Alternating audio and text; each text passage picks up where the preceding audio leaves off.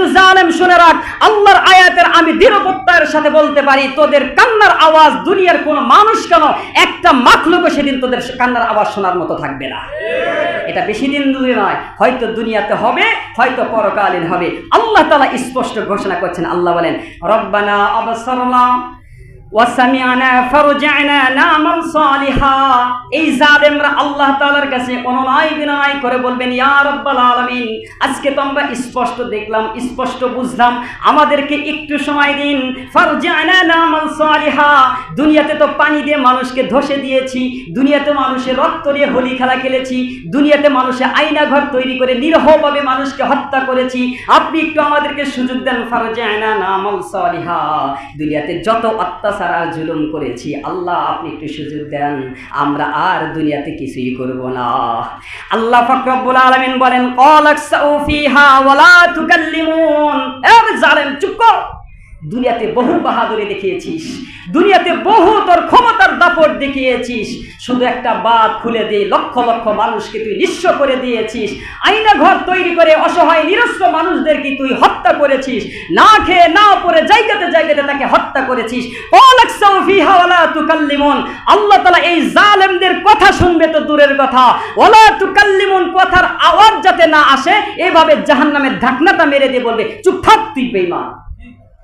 সেদিন দুনিয়ার কোন মানুষ তোদের কান্না শুনবে না। আমাদের এক ভাইয়ের কান্না তো আরেক ভাই অবশ্যই আমরা শুনতে রাজি আছি, আছে তো ইনশাআল্লাহ।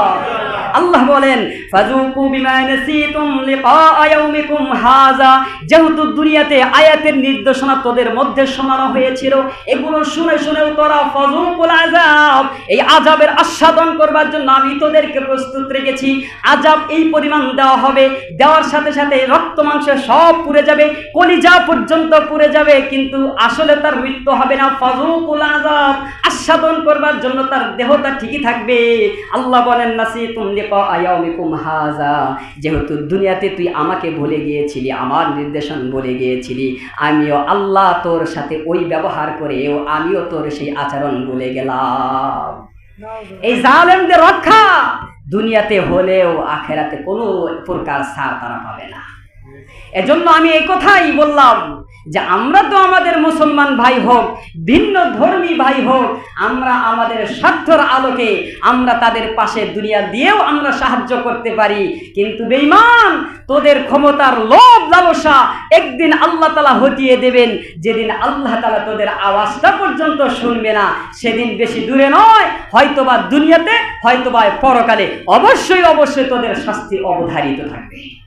নাকি বলেন আপনারা?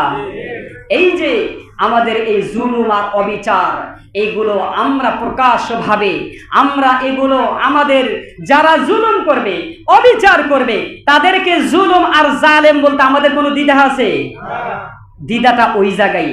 কারণ আজও পর্যন্ত আমি 40 বছর 50 বছর পর্যন্ত নামাজ ঠিকই পড়ছি, রোজা ঠিকই রাখছি, বাইতুল্লাহ উমরা ঠিকই করছি, তাসবিহ ঠিকই গুনছি।